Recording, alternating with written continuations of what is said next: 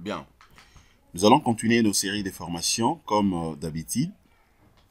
Bonjour les amis, bonjour tout le monde, j'espère que vous allez très bien. Ce matin, nous allons enchaîner notre formation sur le radier général, bien sûr sur un radier nervuré. Hier, ensemble avec vous, on avait vu comment calculer ces radiers nervurés afin de les dimensionner.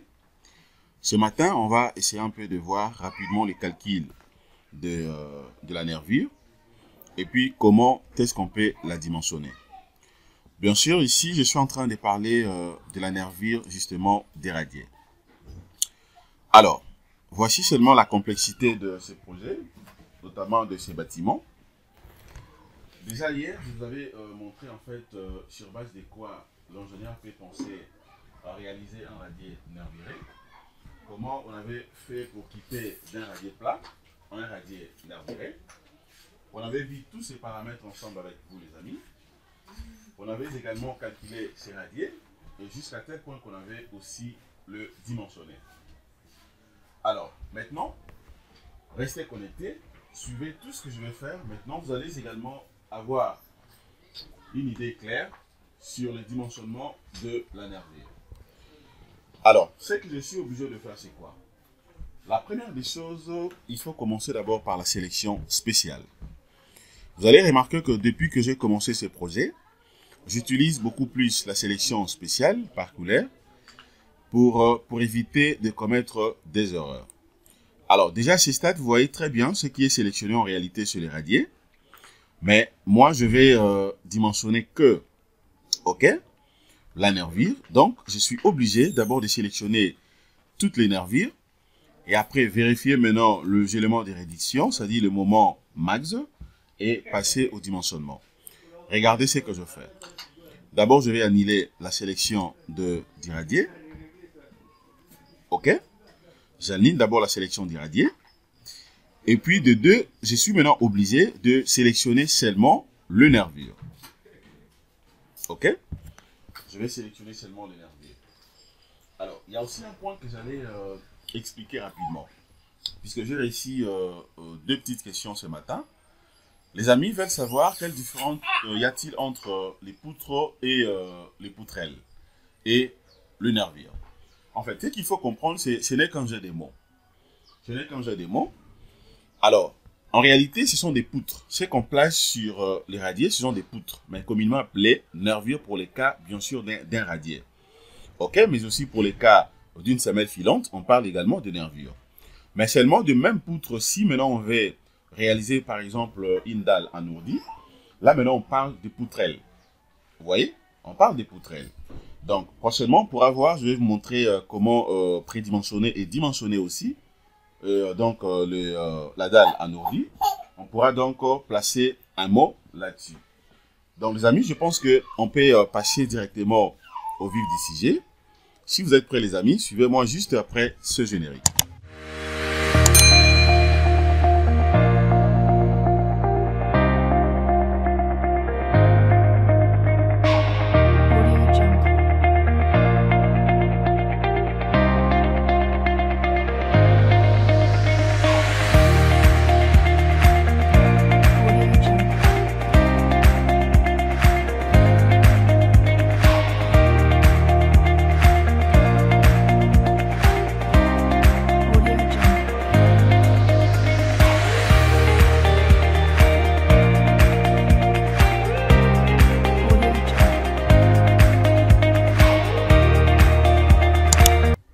Chère communauté, bienvenue sur votre chaîne Jekunga Tutoriel. Nous allons continuer nos séries de formations. On va essayer un peu d'enchaîner ce que je viens de dire tout à l'heure sur le calcul et dimensionnement de la nervure, bien sûr d'un radier nervuré. Alors à ce stade, maintenant je vais sélectionner d'abord le nervure. Donc je vais prendre d'abord, comme il s'agit d'une barre, donc je prends barre. Je vais chercher rapidement le nervure ici, nervure des radiers. Voilà, je vais sélectionner les tout. Je vais patienter, je vais voir comment il va sélectionner pour moi. Est-ce que, c'est super. Alors, pour bien travailler ici, ce que je vais faire, je vais d'abord l'isoler. L'isolement, c'est très important, les amis, puisque si vous travaillez dans un projet et que c'est un projet complexe, vous avez beaucoup d'éléments, c'est toujours important d'isoler à chaque fois. OK? Que vous voulez dimensionner un élément, afin de bien vérifier les éléments de réduction et tout ce qui va avec. Voilà, là maintenant j'ai mes nervures. Alors, maintenant, après ça, je vais cliquer sur à vide pour les désélectionner. OK? Maintenant, je fais quoi? Je vais d'abord venir ici, je prends résultat, diagramme barre, je dois vérifier. Là, c'était pour l'effort normal. Je vais décocher ça, je prends maintenant moment, je vérifie moment suivant, bien sûr, les 3 directions directement, X, Y et Z, afin de bien voir, voilà, toutes les valeurs. Je vois ici, donc, c'est pas trop, donc je vais rentrer ici pour prendre que la direction de Y, OK, c'est celle qui me donne en P une valeur max. Voilà. Alors là, je vois très bien, OK, ce que je peux faire. Alors, à ce stade ici, maintenant, ça me donne une idée claire concernant, bien sûr, la poutre ou le nervure. OK, le fil de nervure le plus sollicité. Vous voyez très bien, donc je vois déjà très bien qu'il s'agit bien sûr de ce nervure. OK, donc attendez, je vais bien voir ça. Voilà, je vais essayer un peu d'augmenter un tout petit peu la taille des diagrammes. OK. Voilà. Je vais augmenter un tout petit peu la taille des diagrammes, comme je viens de faire là, pour se faire une idée claire, puisque l'idéal serait de sélectionner vraiment le bon élément, pour ne pas commettre aussi des erreurs. Voilà. Maintenant, je peux continuer ici. Attendez, je dois d'abord avoir aussi une bonne référence. OK, c'est bon. Je peux sélectionner directement ce fil ici.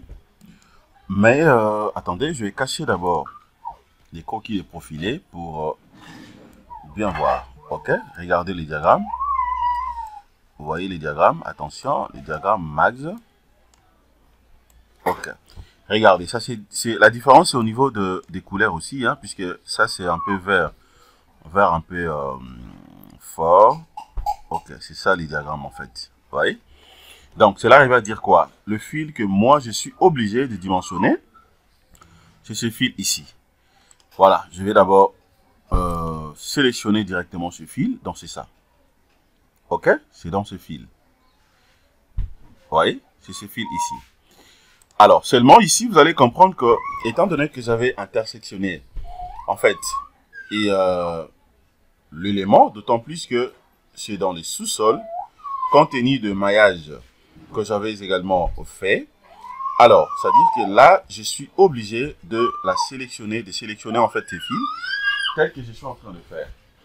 Vous voyez, donc, je suis obligé de les sélectionner comme ça, justement pour ne pas commettre aussi deux erreurs. Puisque si la sélection n'est pas bien faite, alors la finalité aussi ne sera pas bonne. Vous voyez donc, regardez maintenant ce que je vais faire ici.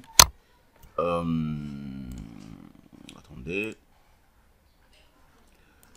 là c'est... Voilà, je vais essayer un peu d'augmenter ça. OK, c'est bon. Donc, ça également, je vais prendre. Non, il faut reprendre la sélection. Je vais sélectionner ça rapidement maintenant. Je prends ça aussi. Ça. Ça aussi. Ça, je peux prendre les deux directement.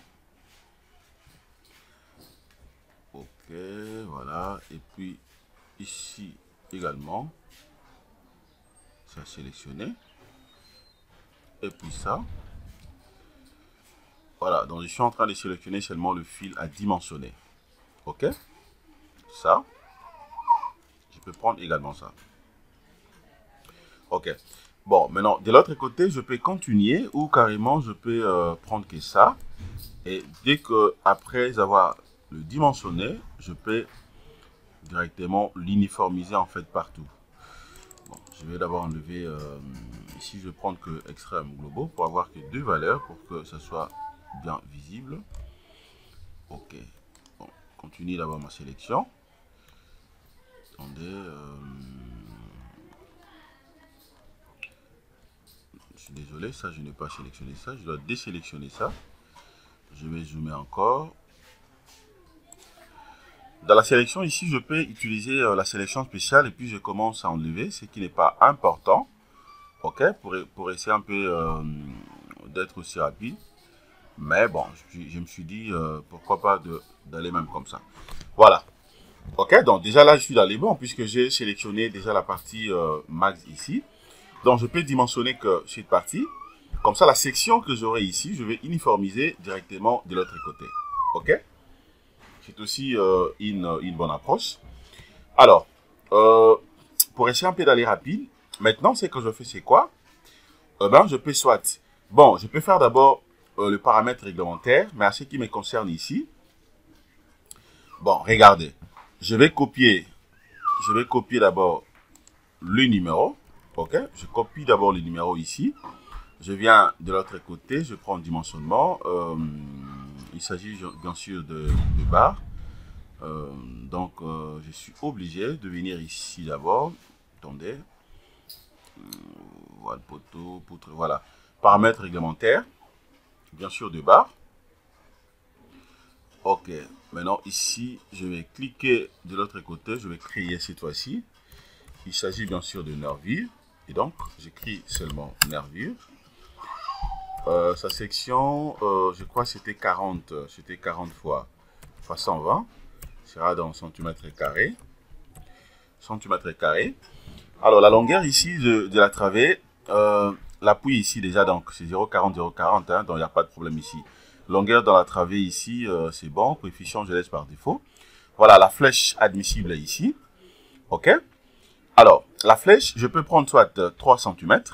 OK, je peux prendre soit 3 cm absolu. Ou carrément, je peux laisser. OK, je vais voir d'abord ce que le logiciel va me proposer. Alors, maintenant, poteau, non, puisque là, il s'agit bien sûr de poutre. Donc, attendez, ici, j'ai de nervure. Avec sa section de 40 fois 120 centimètres carrés. Ok, centimètres carrés, c'est bon. Et puis, je vais enregistrer.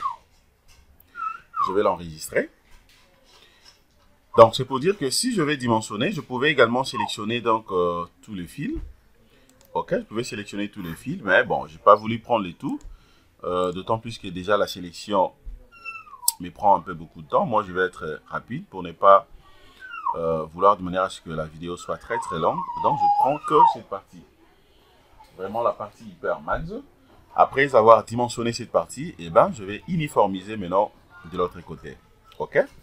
C'est comme un plan ou un bâtiment symétrique à peu près. Voilà. Donc là, j'ai cliqué, je vais patienter, je vais voir ce qu'il va me donner. Dans le paramètre réglementaire déjà de la poutre ici, de nervure, il n'y a pas grand chose, hein. Il n'y a pas eu vraiment de modifications graves. Donc, patiente. Ok, je suis déjà appliqué, donc c'est déjà bon pour moi, mais je patiente d'abord quelques minutes. Ok, c'est bon. Donc ça, maintenant, je peux fermer. Après, je viens ici, je vais faire CTRL V, c'est-à-dire les numéros que j'avais copiés ici. Je fais Enter. Ok, tout sera sélectionné d'une manière automatique. Ok. Si je peux encore une fois de plus l'isoler. Ok, je l'isole encore une fois de plus. Voilà, la partie à dimensionner. Vous voyez, donc la valeur max est là. Et après, maintenant, je viens ici. Je prends maintenant ferraillage réel, élément béton armé. Je clique directement.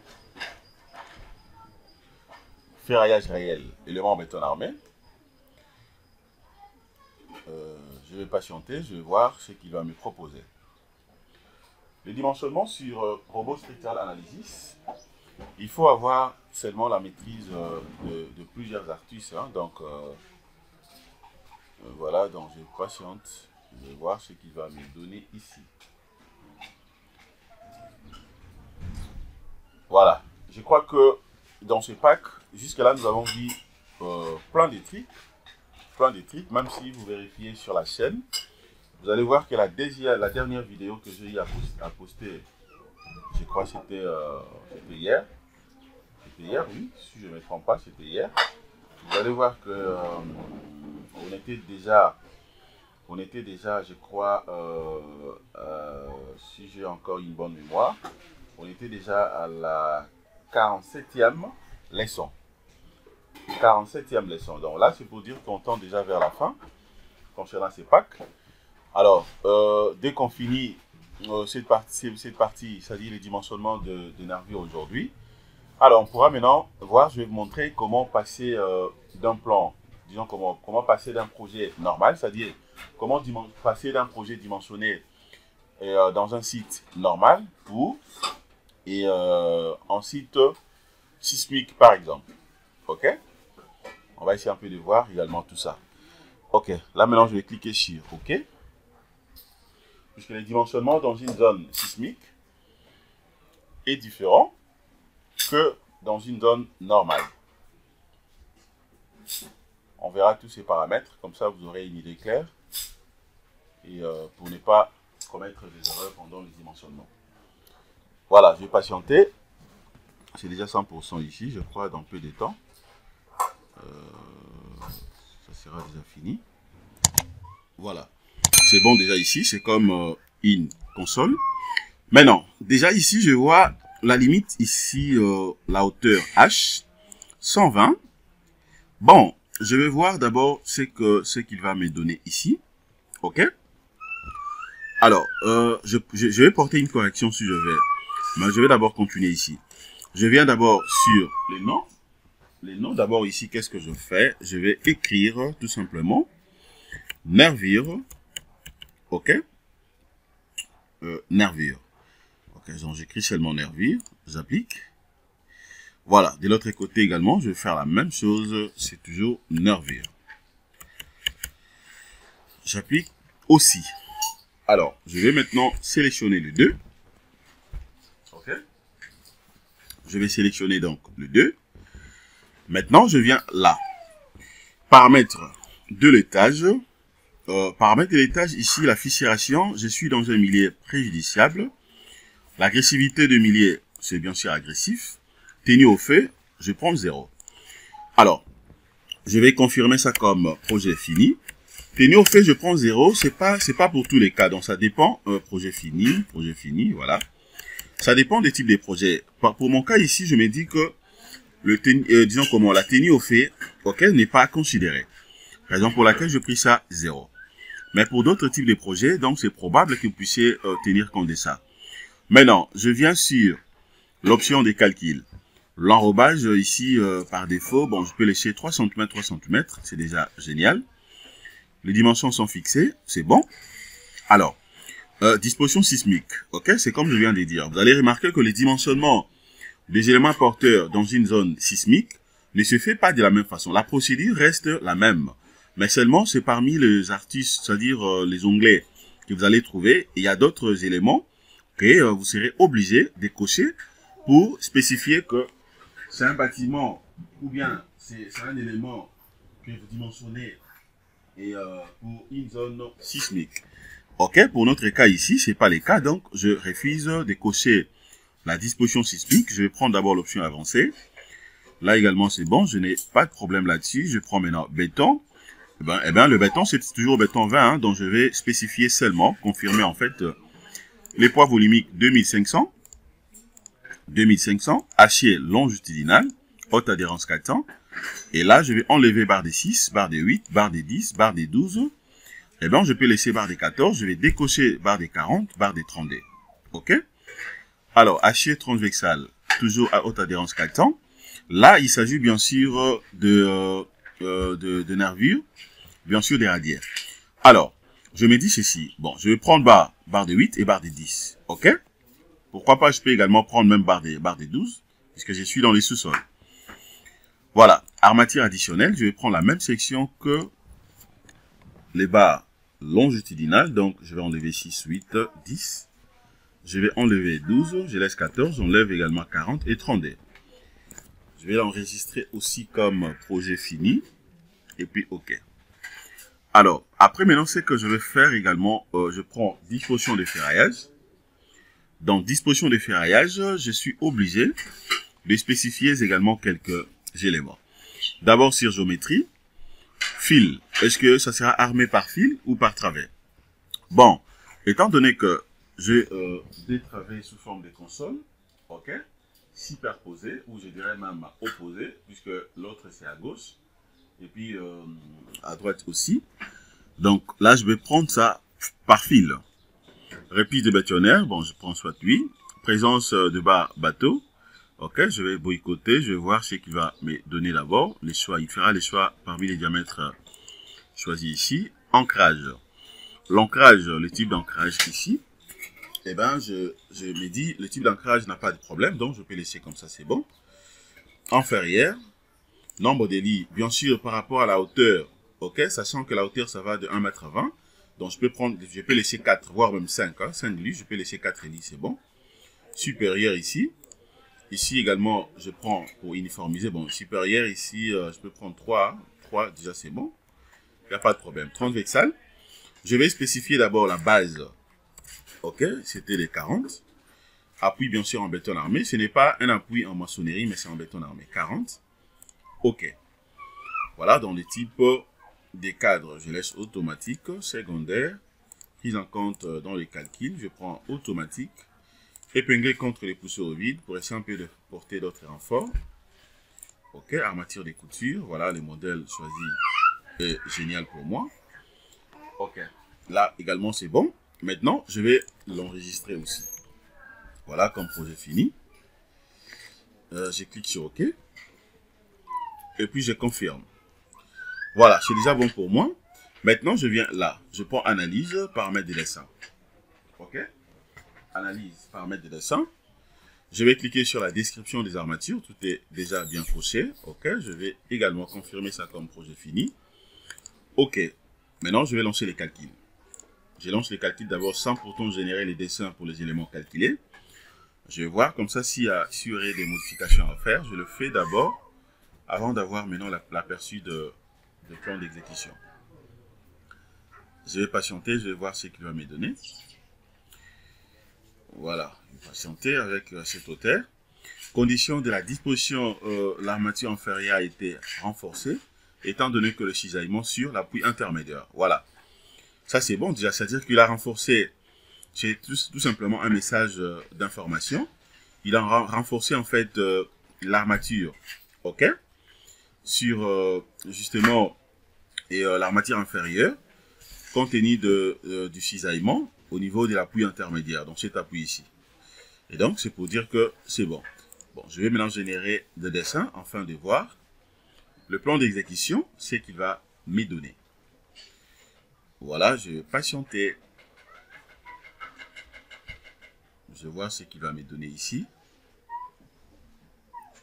Puisque déjà, c'est qu'il faut comprendre au moins que lorsque vous travaillez sur Robot Structural Analysis, il y a d'autres informations que vous recevez. Ce sont justement il y a d'autres messages que vous recevez. En réalité, ce sont seulement des informations. Vous voyez, ce sont des informations. Comme pour notre cas ici. Vous allez voir que là où il avait encerclé en fait, la hauteur de 1,20 m, c'est-à-dire de 120 cm en jaune, ce n'était pas une erreur. Ce n'était pas une erreur. C'est tout simplement une information. Ok, justement, pour me dire que cette hauteur va jusqu'à 1,20 m. C'est comme si que nous, ça tend déjà vers la limite. Vous voyez? Mais si par contre que le logiciel avait bel et bien refusé cette hauteur, il n'allait pas calculer. Il allait donc encercler ça en rouge. Donc, il faut aussi bien maîtriser les différentes couleurs que le robot vous propose. C'est-à-dire, quand il s'agit d'une couleur rouge, il faut comprendre que c'est un refus, donc il y a un danger. Quand il s'agit d'une couleur, par exemple jaune, il faut comprendre seulement c'est une information. Mais maintenant, quand vous n'avez pas des couleurs, par exemple tout est blanche et il n'y a pas d'autres informations, et bien tout est OK. Vous voyez? Regardez ce qu'il m'a donné ici. Vous avez donc, voilà, il m'a proposé le bar des 14, OK? barre de 8 également de l'autre côté pour les cadres bien sûr. Donc tout est là, c'est parfait. Ok, donc c'est parfait. Mais néanmoins, je peux faire des modifications comme je vais. Hein. Vous avez donc la possibilité de faire des modifications. Par exemple, harmoniser un tout petit peu et l'espacement de barres. Donc pour ce faire, vous savez déjà ce qu'il faut faire. Ok. Alors, on va essayer un peu de voir rapidement la note de calcul. On va parcourir d'abord rapidement la note de calcul afin de voir un peu ce que les résumés du logiciel. Voilà, je patiente. Voilà, vous avez la note de calcul, tout est là. Je peux voir tous les restes. Par exemple, si je veux voir la note de calcul, voilà, la note de calcul est là. De l'autre côté, vous avez donc la poutre, le ferraillage de la poutre, vous voyez. Donc, vous pouvez jeter un coup d'œil, voir tout ce que vous voulez. Et donc, les amis, je pense que nous sommes arrivés à la fin. Donc, voilà ce que je voulais vous montrer déjà concernant cette petite vidéo sur les dimensionnements, le calcul et dimensionnement et de la nervure, bien sûr d'un radier nervureux. À ce niveau ici, je peux vérifier les ratios comme on a souvent l'habitude de faire, c'est-à-dire je vais enlever ce qui n'est pas important et je viens vérifier les ratios, c'est-à-dire le chiffre. Déjà, je vois déjà la valeur de 1.58 à peu près, c'est déjà donc pas mauvaise, donc c'est déjà bon cette valeur. Donc en fait, voilà ce que je voulais vous montrer les amis. Merci de votre disponibilité. Encore une fois de plus, abonnez-vous massivement sur notre chaîne YouTube. Pour ceux qui ont des projets, contactez-moi, comme ça je peux travailler ensemble avec vous. C'est quand même important de travailler avec quelqu'un qui a aussi de la maîtrise, puisque vous aurez d'abord une idée claire de ce que je veux faire. C'est vrai que vous allez payer, mais je peux vous rassurer que je ne demande pas trop, puisque ce qui est important pour moi, ce n'est pas l'argent, mais c'est d'abord ce que je mets à votre disposition. Contactez-moi pour tous vos projets. Je peux travailler même avec vous comme étant consultant et dimensionner vos projets et puis vous balancer tout ce qu'il faut. Voilà, merci de votre disponibilité les amis. Excellente journée. Au revoir.